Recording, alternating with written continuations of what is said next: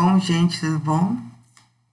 Aproveitar que eu já estava aqui mesmo montando slides, já montando as ideias aí da aula, e resolvi gravar então, já para deixar para vocês aí, e para futuras gerações, essa aula sobre o sistema endócrino, que nós já tínhamos comentado anteriormente, que é um sistema que se acopla com o sistema nervoso, né? E aí a gente viu a divisão entre sistema nervoso central, sistema nervoso autônomo ou periférico, e são dois sistemas que trabalham de forma em conjunto, né, para o controle e regulação do corpo, né, de todos os processos bioquímicos, metabólicos, processos de crescimento, parte reprodutiva, enfim, controle da glicemia, liberação de cálcio no sangue, reabsorção de sódio e potássio pelos rins, a questão da regulação osmótica. Então, vejam quantas possibilidades e quantas funções fisiológicas, tá, são controladas por esses órgãos aí, tá, que estão presentes tanto no sistema nervoso como também no sistema endócrino, tá, que é o sistema que a gente fala que é o sistema responsável pela secreção dos hormônios, tá, que são substâncias secretadas diretamente na corrente sanguínea, que tanto podem ter função de estimulação ou de inibição do que nós chamamos de célula-alvo, né? Então, eu tenho receptores de membrana, eu tenho receptores que se sensibilizam com a liberação desses hormônios. Ou também posso ter liberação de hormônios que vão estimular outras glândulas a liberar os seus respectivos hormônios, tá? Então, isso é o panorama geral aí do sistema endócrino, que, como tem uma parte, né, também neurohipofisária, então a gente percebe que também tem, além da questão da estimulação hormonal, eu também tenho uma estimulação nervosa, neuronal, para liberação desses hormônios, tá? Então, o que é o sistema endócrino, tá? Então, o sistema endócrino, ele vai ser um sistema que vai coordenar, que vai regular, que vai controlar, tá, as diversas funções do organismo, ou seja, a relação que ele tem com o ambiente, a sua questão metabólica, o seu crescimento, a sua reprodução, a sua resposta a uma situação de perigo, por exemplo, que aí nós já vimos a parte aí das reações simpáticas e parasimpáticas do sistema nervoso autônomo, tá? E esse sistema endócrino, nesse conjunto de glândulas, elas produzem uma substância ou substâncias chamadas de hormônios, tá? Que a sua origem, né, da palavra vem do grego, que significa exercitar, né, ou excitar, de sentido de estimular, né? E são, normalmente, substâncias que são secretadas, tá? Diretamente na corrente sanguínea, tá? Então, normalmente, essas glândulas que liberam esses hormônios são chamadas de glândulas endócrinas, tá? Porque elas vão liberar essas substâncias dentro do sangue, tá? Via, enfim, vasos sanguíneos, tá?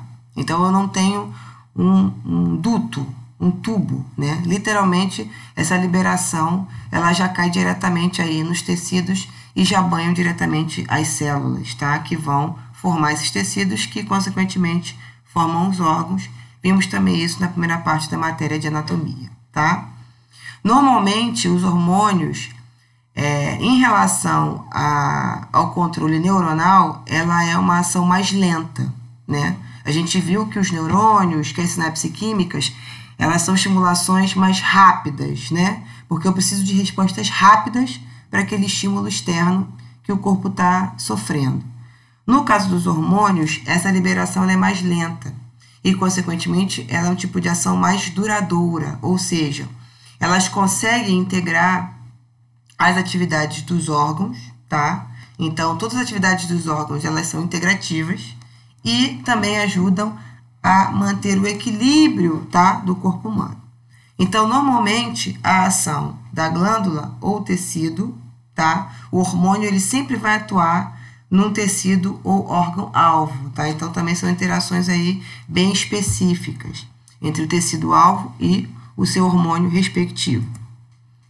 Então, no sistema endócrino, esses hormônios, a gente já tinha comentado isso anteriormente, eles são produzidos nessas células especializadas, tá? Também chamadas de células endócrinas, tá bom? Que formam as glândulas endócrinas, tá? Normalmente, essa secreção, nós tínhamos comentado com vocês, ela vai ser uma secreção interna, diretamente na corrente sanguínea, tá? Essas glândulas, então, elas não têm um canal secretor, tá? Elas, normalmente, essas substâncias que são produzidas, elas passam diretamente para a corrente sanguínea, tá? E aí, quais são as nossas principais glândulas endócrinas, tá? Então, nós temos aqui o pâncreas, que veremos também na parte de sistema digestório, que o pâncreas, ele atua como uma glândula mista, tá? Ou anfícrine, ou seja, ela tanto pode liberar, secretar hormônios, como também ela está atuante no processo digestório, na liberação do suco pancreático, tá? E a gente vai ver isso na parte de sistema digestório, então não vou dar spoiler agora, tá? A tireoide, que também é uma glândula importantíssima, principalmente na questão do controle metabólico. As paratireoides, as adrenais, ou também chamadas de suprarrenais, tá? A hipófise, que é a glândula mestra, também chamada de pituitária, e as gônadas, tanto as gônadas masculinas, no caso, as gônadas masculinas referentes à parte dos testículos, e das gônadas femininas, a parte dos ovários, tá? O útero não entra como uma gônada. Ele faz parte do aparelho reprodutor feminino, porém, são essas gônadas, tá? No caso dos ovários, é que vão liberar esses hormônios importantes aí para o ciclo menstrual e para o processo reprodutivo da mulher, tá? Bom, então nós temos aí a localização. Então, normalmente, essa parte aqui do hipotálamo, da hipófise, né, ou pituitária, e também da glândula pineal, que também é uma glândula que está lá dentro, lá do cérebro, lá dentro, lá no meinho, tá? São as glândulas que estão na parte aqui, na parte craniana, né, na parte aqui do encéfalo, né, do cérebro. Mais um pouco aqui embaixo, aqui nessa região aqui, ó, do ocioide, nessa parte aqui da traqueia, nós temos a tireoide e atrás delas as paratireoides. Nessa região aqui, mais próxima aqui do mediastino, nós temos o timo, tá? Que é uma glândula aí na parte do sistema do endócrino e também do sistema imune, tá? A parte aí de produção, liberação de linfócitos. Então, é a parte de produção de anticorpos, né? Que são células de defesa. As suprarrenais, tá vendo? Que são essas glândulas que ficam na parte superior dos rins. O pâncreas, que já vimos aí que vai ter uma função aí mista, glandular. Os ovários, no caso nas mulheres, e os testículos, ou testículo, nos machos, tá? Bom, então, como a gente tinha visto anteriormente, os hormônios... a atividade dos órgãos, tá? Ele vai ser controlado por essa liberação, essa ação lenta e duradoura dos hormônios, tá? Essas substâncias, esses hormônios, eles são liberados pelas glândulas endócrinas ou mistas, no caso do pâncreas, por exemplo, tá? E normalmente essas substâncias, elas vão atingir os receptores do que nós chamamos de órgãos-alvos, tá? Através da corrente sanguínea. E aí isso vai causar um efeito, ou um efeito inibitório, ou um efeito estimulatório, tá? E aí, desses hormônios, nós temos de dois tipos, com relação à sua composição química, tá? Então, nós temos os hormônios que são chamados de hormônios proteicos, né? No caso da insulina, da adrenalina, tá? E também os hormônios de base lipídica, que são os esteroides, tá? Normalmente os hormônios proteicos são hidrossolúveis e os esteroides lipossolúveis, tá? Então, nesse esquema aqui embaixo, nós vemos aqui a glândula endócrina, que libera uma quantidade de hormônios na corrente sanguínea, e aí, quando esses hormônios, eles conseguem alcançar os receptores do órgão-alvo, tá vendo aqui, ó? Então, eu tenho aqui os receptores, e aí, esses hormônios, eles se conectam, tá? Então, eu crio uma conexão hormônio-receptor, E aí eu tenho tanto uma ação estimulatória ou uma ação inibitória desse órgão, tá bom? Então, vimos aí também que, com relação aos tipos de hormônios, né, vamos agora dar mais uma ênfase aos tipos de hormônios, tá? Então, os hormônios, eles podem ser de dois tipos, tá? Com relação à sua natureza química, né, sua composição química. Então, eles podem ser a base de proteínas ou a base de esteroides, tá? Que são base lipídica, base proteica e base lipídica, tá? Dos hormônios proteicos, também chamados de hidrossolúveis, tá? Eles são formados pelas moléculas primordiais na formação, na síntese de proteínas, que são os aminoácidos, tá? E no caso dos hormônios esteroides, tá? Eles são sintetizados à base do colesterol, tá? Que também é uma gordura importante também na formação da membrana plasmática, tá? Então, nós vimos aqui que normalmente os hormônios, que são os hormônios lipossolúveis, que são os esteroides, eles já se ligam diretamente, tá vendo, aos receptores, né, dos órgãos. E aí, quando eles se ligam nesses receptores, tá, eles ativam um processo de transcrição, que é o processo de produção de uma molécula chamada de RNA mensageiro. E aí, esse RNA mensageiro, ele vai ser traduzido por uma organela importantíssima chamada de ribossomo, tá? Que vai produzir novas proteínas. Já os hormônios proteicos ou hidrossolúveis, eles estão relacionados às proteínas de membrana, tá? Então, normalmente, esses hormônios se ligam a receptores de membrana, tá? Que são as sinases. E aí, elas são ativadas. Então, eu tenho uma quebra de ATP aqui, porque eu preciso de energia para ativar essas sinases. E aí, eu vou ter, de repente, por exemplo, a absorção. No caso, por exemplo, se a gente for pensar no caso da insulina, que é uma proteína de membrana que se liga às moléculas de glicose, tá? Então, quando essas proteínas, quando esses receptores proteicos, eles são estimulados por esse hormônio proteico, que é a insulina, o corpo consegue absorver, tá, a glicose, fazendo a regulação da taxa glicêmica, tá? E aí, vejam as diferenças, tá, das glândulas exócrinas e das glândulas endócrinas. E vimos que o pâncreas, ele vai possuir essas duas características, né, exócrina e endócrina. Então, normalmente, as glândulas exócrinas, elas liberam as substâncias através de uma tubulação, né? Já no caso das glândulas endócrinas, tá, eu tenho liberação direta dos hormônios direto na corrente sanguínea via capilares, tá? Já vimos também aí a localização, então mais um esquema para vocês aí com relação à parte anatômica, né, do sistema endócrino e das principais glândulas endócrinas e mistas: hipotálamo, hipófise, tireoide, paratireoides, pâncreas, suprarrenais, ovários e testículos. Na parte do hipotálamo, que é a parte que está relacionada à questão cerebral, então é uma região do cérebro que, entre outras funções, tá, tanto na questão do aspecto do controle da temperatura corporal, a parte dos aspectos emocionais, centros de sede, centros de fome, que estão relacionados ao hipotálamo, o hipotálamo também vai possuir esses neurônios, que são neurônios que nós chamamos de neurônios modificados, que são capazes de produzir, né, enfim, de sintetizar hormônios, tá? Os hormônios relacionados à parte do hipotálamo, normalmente eles são armazenados nessa região da hipófise, tá? Chamada de neurohipófise ou lobo posterior, tá? Então, normalmente o hipotálamo vai ter esse conjunto de neurônios que sintetiza esses hormônios, e esses hormônios ficam armazenados na neurohipófise, tá?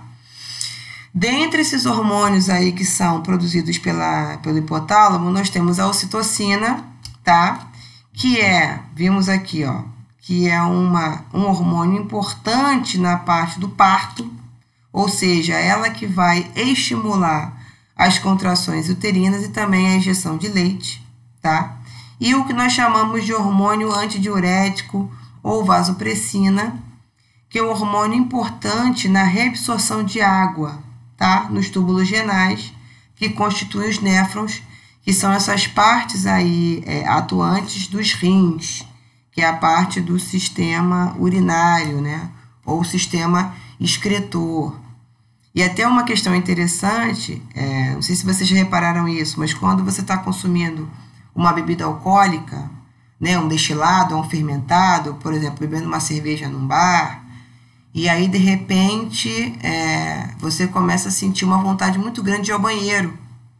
E aí ao longo desse período que você vai consumindo o álcool, consumindo a bebida alcoólica, no caso a cerveja, você percebe que você vai repetidas vezes ao banheiro. E por que isso ocorre?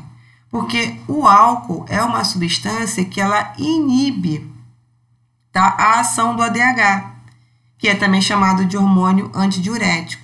Então, se o álcool inibe a ação do hormônio antidiurético, consequentemente você tem um aumento da diurese, ou seja, o aumento dessa liberação de água, desse volume hídrico através da urina, né, no processo de micção.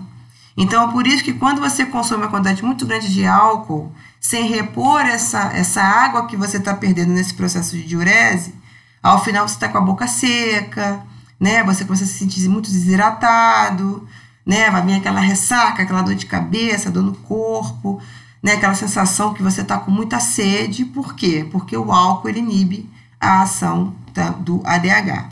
Outra também questão muito interessante com relação ao hipotálamo e a liberação do ADH tem a ver com uma patologia específica chamada de diabetes insípidos, né? Que é a pessoa que é diabética e que também sofre essa questão de uma diurese muito grande, ou seja, diabéticos insípidos, eles fazem muito xixi e, consequentemente, eles bebem muita água, tá? E aí, por que essa questão acontece? Porque na questão da diabetes insípidos, eu vou ter uma disfunção, tá? Na liberação de ADH pelo hipotálamo. Então, o diabético que tem essa diabetes insípidos, ela vai produzir pouco ou não vai produzir o ADH. E, consequentemente, eu tenho uma menor reabsorção de água lá nos meus túbulos renais. Essa pessoa vai perder muita água na urina e vai beber muita água, tá? Por isso que é diabetes insípidos, porque ela fica naquela coisa de beber água o tempo todo, tá? Isso também pode ocorrer, eventualmente, em grávidas que podem apresentar uma diabetes gestacional e ficam por um período nesse aspecto patológico, mas depois pode voltar ao normal assim que a criança nasce, tá bom? Bom, a hipófise, que é uma glândula, junto com a pineal também é uma glândula mestra, que é uma glândula que está também lá nessa região abaixo do hipotálamo, lá dentro lá do nosso cérebro, tá? Ela também pode ser chamada de glândula pituitária, tá? No caso da hipófise, né, ela vai ter um tamanho de uma ervilha, aproximadamente, e ela vai ter duas regiões, tá? Que é, no caso, que é a região anterior, que é essa região aqui, ó, que também é chamada de adenohipófise, e uma parte posterior, tá? Também chamada de neurohipófise, tá? Nessa região aqui, ó, do lobo anterior, eu tenho liberação desses hormônios aqui, que a gente também chama de hormônios fatores de crescimento ou tróficos, né? Que são hormônios que vão estimular outras glândulas a produzir outros hormônios, tá? Ou que vão ativar a estimulação de outras glândulas, tá? Então, aqui no caso dos hormônios produzidos pela adenohipófise ou lobo anterior da hipófise, nós temos a prolactina, que a gente vai ver um pouco mais para frente, mas que está relacionada à produção e secreção de leite no processo, né, de amamentação. O GH também O GH também é chamado de hormônio somatotrófico ou somatotrofina, que é um hormônio relacionado ao crescimento, tá?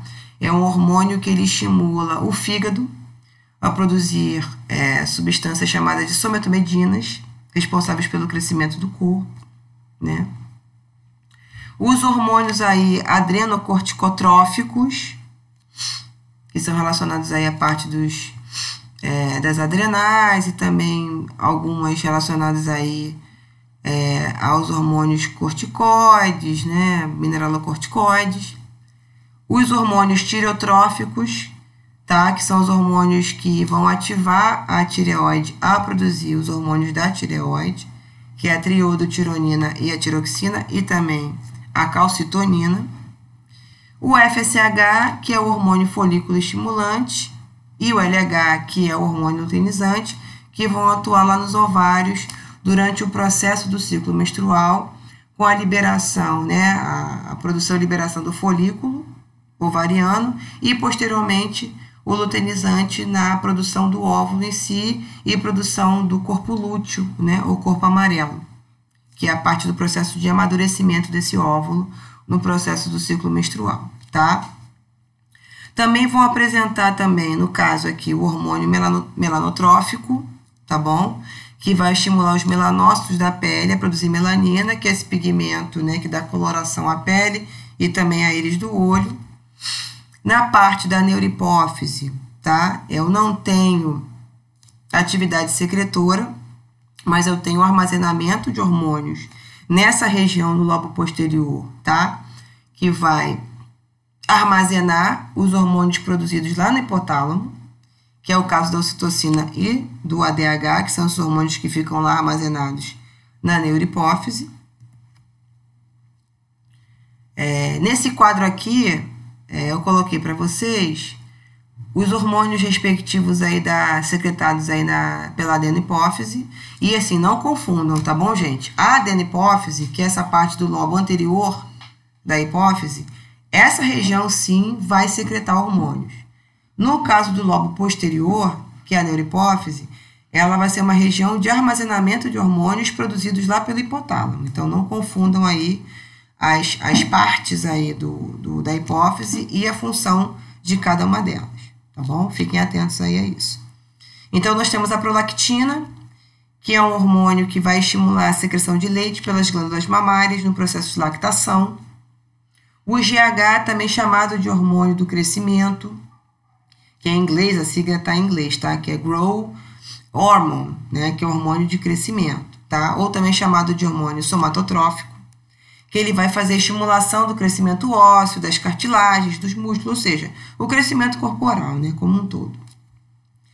Os hormônios precursores, né? Dos hormônios tiroidianos, que são os tireotróficos. Ih, meu Deus, desculpa que esses nomes são bem...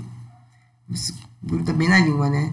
Que são os tireotróficos, tá? Que vão estimular a atividade da glândula tireoide. Os adrenocorticotróficos, tá? Que vão estimular principalmente aí o córtex das suprarrenais. O luteinizante, que no caso, tanto dos homens como das mulheres, eu tinha esquecido de falar isso para vocês, tá? Tanto as glândulas, né, enfim, masculinas e as femininas, elas vão, esses hormônios vão estimular, tá? Essas duas glândulas, ou as gônadas, tá? Então, tanto nos homens e nas mulheres, eu tenho ativação e liberação desses hormônios, tá? Então, no caso dos homens, o luteinizante, ele vai estimular as células dos testículos a produzir o hormônio masculino, que é a testosterona, tá? Que são essas células que nós chamamos também de células intersticiais, lá dos testículos, tá? E no caso da mulher, ele vai estimular os ovários a produzir o corpo lúteo, tá? E também a produção de progesterona, que é um hormônio importante para a implantação do óvulo fecundado lá no endométrio, tá? O folículo estimulante, no caso dos homens, ele vai estimular a produção de espermatozoides. E nas mulheres, o amadurecimento do óvulo e também a produção de estrogênio, tá? Que é importante aí na liberação dos folículos ovarianos do processo do ciclo menstrual, tá? Com relação aos hormônios aí, eu posso também ter o que nós chamamos de distúrbios hormonais, né? Então, quando eu tenho um aumento na estimulação da secreção desses hormônios ou da inibição da estimulação, né, da liberação desses hormônios, eu posso ter esses distúrbios hormonais. No caso do GH, por exemplo, pode estar relacionado com o nanismo, né? Ou seja, pessoas de uma estatura bem abaixo da média, que seria uma hipofunção da hipófise na liberação do GH. O gigantismo é quando eu tenho uma hiperatividade da hipófise, e aí eu libero uma quantidade excessiva de GH, que vai fazer com que essa pessoa tenha uma altura muito acima da média na adolescência e na infância. Isso também pode acarretar problemas ósseos e cardíacos, tá? E a acromegalia, que seria um crescimento exacerbado de partes, né, das extremidades do corpo, tá? Então, dedos, nariz, orelhas, tá? Que também é uma hiperatividade da hipófise, tá bom? No processo de secreção excessiva de GH. Então, nós temos aqui, ó, a localização anatômica da tireoide, tá? Ela vai ficar aqui bem próxima aqui, ó, aderida aqui à laringe. Atrás da tireoide nós temos as paratireoides, então temos aqui a visão ventral e dorsal da glândula, tá? Os hormônios produzidos aí pela glândula tireoide são a tiroxina, que vai regular o metabolismo, a calcitonina, que vai estar relacionada com a regulação da taxa de cálcio no sangue, tá? Que é muito importante tanto para a questão da contração muscular, como também da contração muscular, e também está relacionada à parte da coagulação sanguínea, tá bom? Vemos também que existem algumas doenças específicas relacionadas à glândula, que seria uma hipertrofia da glândula, por exemplo, quando eu tenho uma carência de iodo, tá? Por isso que quando a gente vai olhar para comprar sal de cozinha, né, que é o cloreto de sódio que a gente usa na culinária, ele é acrescido de iodo, porque o iodo ele é uma substância importante para estimulação, tá, da produção desses hormônios. Então, quando eu tenho uma carência de iodo, eu tenho um crescimento muito grande, uma hipertrofia da glândula tireoide, produzindo uma anomalia, né, um distúrbio chamado de bócio mergulhante, né, ou de papeira, que é essa, quando a pessoa fica com os olhos muito esbugalhados e essa região aqui da tireoide muito grande, né, hipertrofiada. Bom, no próximo vídeo eu vou falar das paratireoides e da importância aí da liberação de calcitonina e de paratormônio relacionados aos níveis de cálcio no sangue, tá bom? Aumento ou diminuição dos níveis de cálcio no sangue, tá? Então, até a próxima aula.